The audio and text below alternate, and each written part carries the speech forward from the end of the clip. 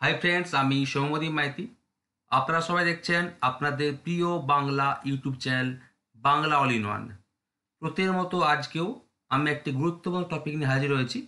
আজকের টপিক রবীন্দ্র ঠাকুরের গদ্য সাহিত্য। আমি 50টা প্রশ্ন দিয়েছি, আজকে আর শেষ 40টা প্রশ্নোত্তর অর্থাৎ পার্ট 2 করাবো। তাহলে এর আগে আমি 3টা পার্ট করেছি রবীন্দ্র ঠাকুরের কাব্য সাহিত্য নিয়ে, 150টা প্রশ্ন করিয়েছি।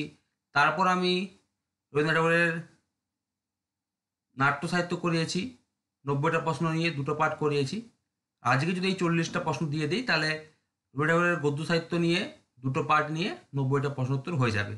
এরপর আমি রবীন্দ্র ঠাকুরের কথা সাহিত্য নিয়ে ক্লাস করাবো, 2টো পাঠ করাবো, 108টা প্রশ্ন আলোচনা করব। তাহলে রবীন্দ্র ঠাকুর পুরোটা শেষ হয়ে যাবে। যারা এখন হয়তো ঘুমাচ্ছেন তারা এখন ক্লাসগুলো ফলো করার দরকার নেই। যদি ঘুম থেকে উঠে যান তখন দেখতে পাবেন রবি ঠাকুর শেষ, তখন ক্লাসগুলো ফলো করে নেবেন, ঠিক আছে?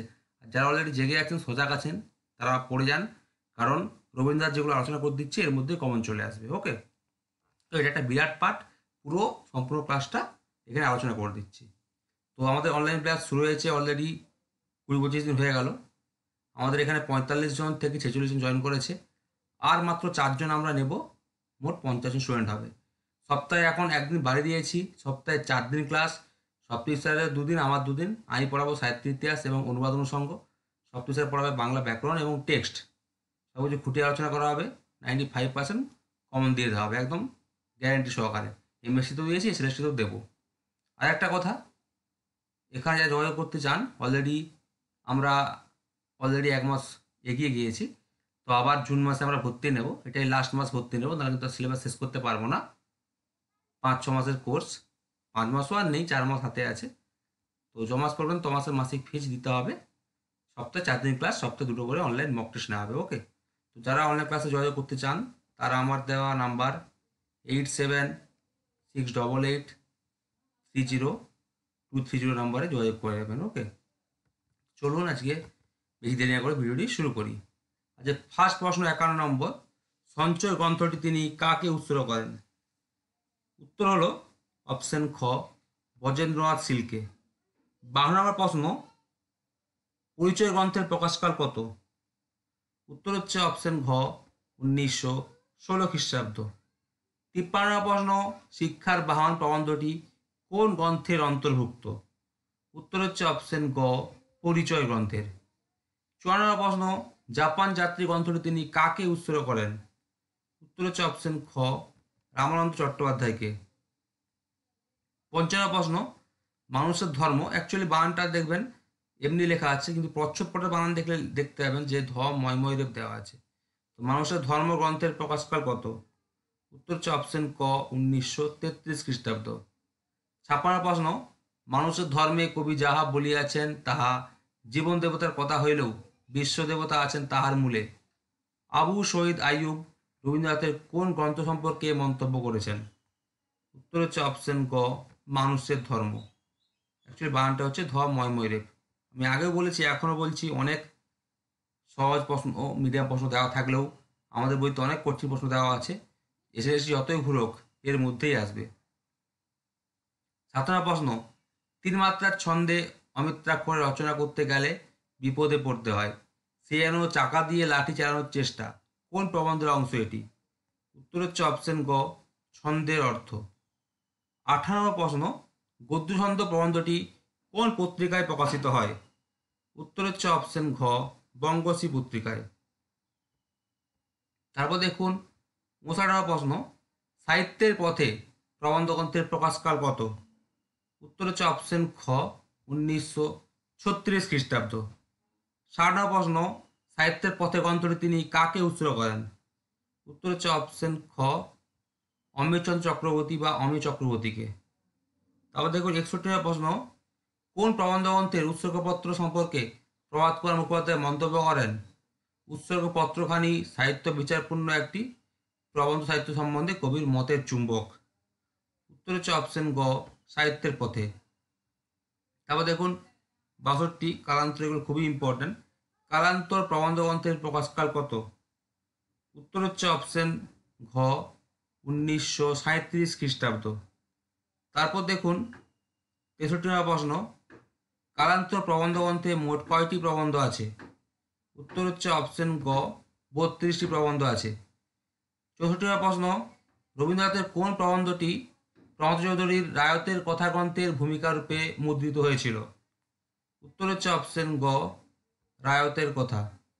এটা বায়ো হয়ে গেছে ভুল করে, এটা রায়তের কথা হবে। ওকে, তারপর দেখুন 65 প্রশ্ন, বাংলার মঙ্গল কাব্যগুলির বিশেষ চর্চা হচ্ছে এক দেবতাকে তার সিংহাসন থেকে খেদিয়ে আরেক দেবতার অভ্যুদয়, এটি কোন প্রবন্ধের অংশ? উত্তর হচ্ছে অপশন ঘ, বাতায়নিকের পত্র। এটা প্রাচীন মধ্যযুগে আমাদের দেওয়া আছে, তবে এখানে কিন্তু আধুনিক যুগের দেওয়া আছে।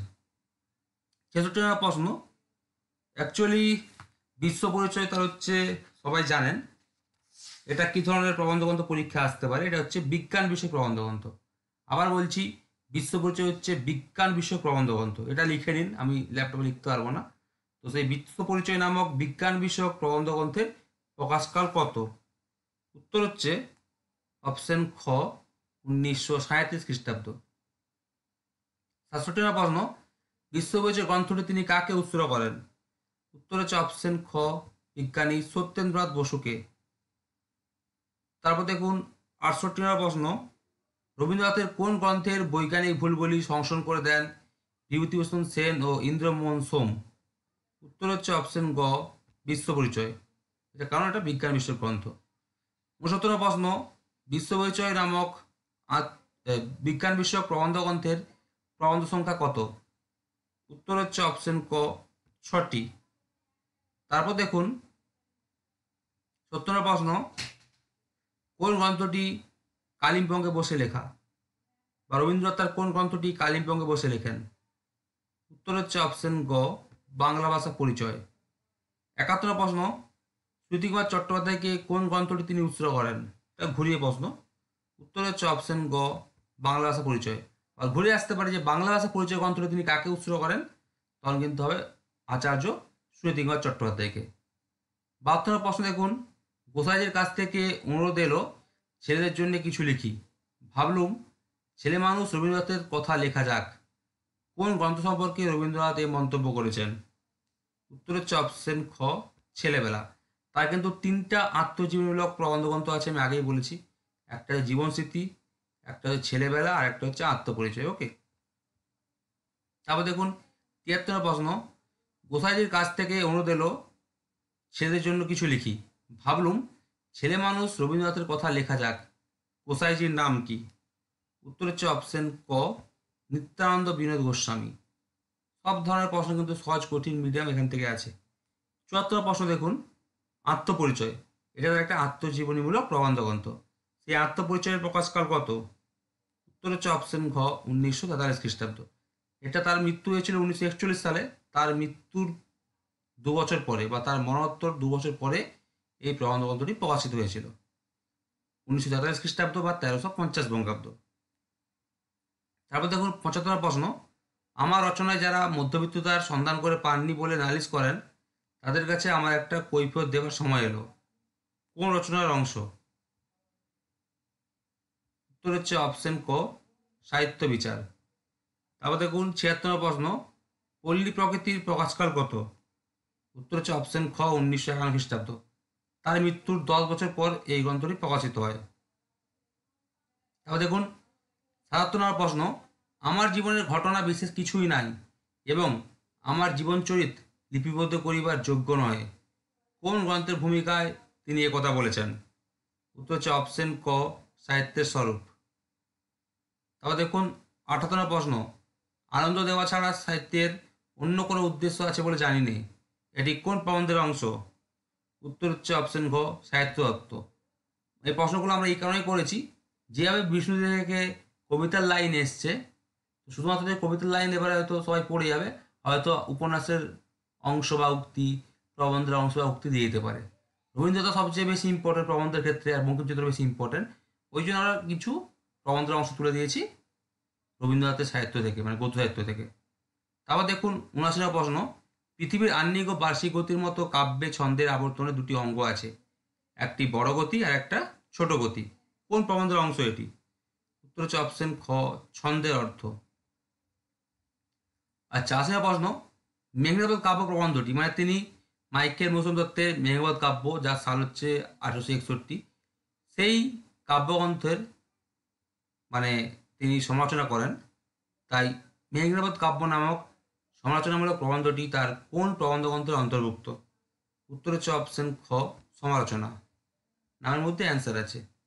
আচ্ছা, একটা কথা বলছি, আপনারা কিন্তু সবাই চ্যানেলটিকে সাবস্ক্রাইব করে দেবেন আর বন্ধুকে শেয়ার করবেন। আর অবশ্যই কৃতজ্ঞতা স্বীকার করতে ভুলবেন না, কারণ আপনার জন্য এত পরিশ্রম করছি, অনেকে তো ইচ্ছা করে কৃতজ্ঞতা স্বীকার করে না। সবাই কৃতজ্ঞতা স্বীকার করতে ভুলবেন না। 81 প্রশ্ন, পঞ্চভূত নামক প্রবন্ধে বা প্রবন্ধগ্রন্থে অপচরিত্রটি আসলে কে? এটি কোন প্রবন্ধগ্রন্থের চরিত্র? উত্তর হচ্ছে পঞ্চভূত। ঠিক আছে, পঞ্চভূত নামক প্রবন্ধগ্রন্থে অপচরিত্রটি আসলে কে? উত্তর হচ্ছে অপশন ক, ইন্দিরা দেবী। আর একটা কথা বলি, এই যে পঞ্চভূত, এটা কিন্তু রবীন্দ্রনাথ ঠাকুরের ব্যক্তিগত প্রবন্ধগ্রন্থ। এটা কি বিষয় প্রবন্ধগ্রন্থ? ব্যক্তিগত প্রবন্ধগ্রন্থ। তারপর দেখুন, কোন গ্রন্থের পরিচয় আছে তার বাজে কথা প্রবন্ধে? বাজে কথাটি কার প্রবন্ধ? রবীন্দ্রনাথ ঠাকুরের। তো কোন প্রবন্ধ গ্রন্থের পরিচয় আছে এই বাজে কথা প্রবন্ধে? ওকে, উত্তর হচ্ছে অপশন খ, বিচিত্র প্রবন্ধ। তারপর দেখুন 83 নম্বর প্রশ্ন, সরোজিনী প্রয়াণে প্রবন্ধটি কোন পত্রিকায় প্রকাশিত হয়? উত্তর হচ্ছে অপশন ঘ, ভারতী পত্রিকায়। 84 নম্বরটা স্টার দিয়ে রাখো, এটা প্রাচীন মধ্যযুগে আছে। বিদ্যাপতির রাধিকা, এটি তার কোন গ্রন্থের অন্তর্ভুক্ত? উত্তর হচ্ছে অপশন খ, আধুনিক সাহিত্য। এটা প্রাচীন মধ্যযুগের বইতেও আছে, আমাদের বইতে। তাহলে বিদ্যাপতির রাধিকা এটা কার লেখা প্রবন্ধ? এটা হচ্ছে রবীন্দ্রনাথ ঠাকুরের লেখা প্রবন্ধ, এটি তার আধুনিক সাহিত্য নামক প্রবন্ধ গ্রন্থের অন্তর্ভুক্ত। তারপর দেখুন 85 নম্বর প্রশ্ন, ঠিক ইতিহাসের কথা বলিতে পারি না, কিন্তু আমি সেই প্রথম বাংলা কবিতায় কবি নিজের সুর শুনিলাম, এটি কোন প্রবন্ধের অংশ? উত্তর হচ্ছে অপশন গ, বিহারীলাল। খুব ইম্পর্টেন্ট প্রশ্ন এগুলো, কিন্তু ঘুরে বেরিয়ে আছে। 86 প্রশ্ন, এগুলো স্টার দিয়ে রাখতে পারো। হ্যাঁ, এইগুলো স্টার দিয়ে রাখতে পারো। বঙ্কিমচন্দ্র চট্টোপাধ্যায়ের মৃত্যুতে তিনি কোন প্রবন্ধটি লেখেন? বঙ্কিমচন্দ্রের মৃত্যুতে কোন প্রবন্ধটি লিখিত? উত্তর হচ্ছে অপশন খ, শোকসভা। তারপর দেখুন 27 নম্বর প্রশ্ন, প্রেমের পথ নম্রতার পথ, সামান্য লোকেরও হৃদয়ের মধ্যেও প্রবেশ করিতে হইলে নিজের মাথাটাকে তার দ্বারের মাপে নত করিতে হয়, এটি কোন প্রবন্ধের অংশ? উত্তর হচ্ছে অপশন গ, রাজভক্তি। তবে দেখুন 88 নম্বর প্রশ্ন খুবই ইম্পর্টেন্ট, দেশনায়ক প্রবন্ধটি কার লেখা? রবীন্দ্রনাথ ঠাকুরের লেখা। এই প্রবন্ধটি তার কোন গ্রন্থের অন্তর্ভুক্ত? উত্তর হচ্ছে অপশন ঘ, সমূহ। তাহলে দেখুন 19 নম্বর প্রশ্ন, অযোগ্য ভক্তি প্রবন্ধের নাম ছিল স্বাধীন ভক্তি, এটা কোন পত্রিকায় ছিল? তাহলে অযোগ্য ভক্তি প্রবন্ধের পূর্ব নাম কি ছিল? স্বাধীন ভক্তি। বা স্বাধীন ভক্তি, এটি কোন প্রবন্ধের পূর্ব নাম? উত্তর হচ্ছে অযোগ্য ভক্তি। অযোগ্য ভক্তি প্রবন্ধের নাম ছিল স্বাধীন ভক্তি, এটা কোন পত্রিকায়? উত্তর হচ্ছে অপশন ক, ভারতী পত্রিকায়। লাস্ট প্রশ্ন, তার আগে সবাই চ্যানেলটিকে সাবস্ক্রাইব করে নেবেন, পাশে থাকা বেল আইকনটি প্রেস করবেন। আর অবশ্যই যদি আপনাদের ভালো লাগে ভিডিওগুলো, তাহলে একটা কৃতজ্ঞতা স্বীকার করবেন। 90 নম্বর প্রশ্ন দেখুন, ত্যাগের সঙ্গে প্রেমের ভারী একটা সম্বন্ধ আছে। তাহলে কি? ত্যাগের সঙ্গে প্রেমের ভারী একটা সম্বন্ধ আছে, এমন সম্বন্ধ যে কে আগে কে পরে তা ঠিক করাই দায়। প্রেম ছাড়া ত্যাগ হয় না, আবার ত্যাগ ছাড়া প্রেম হতে পারে না, এটি কোন প্রবন্ধের অংশ? উত্তর হচ্ছে অপশন ঘ, তার প্রেম এই প্রবন্ধের অংশ। ঠিক আছে, এই হচ্ছে 90টা প্রশ্নোত্তর। সবাই ভালো থাকবেন, ধন্যবাদ।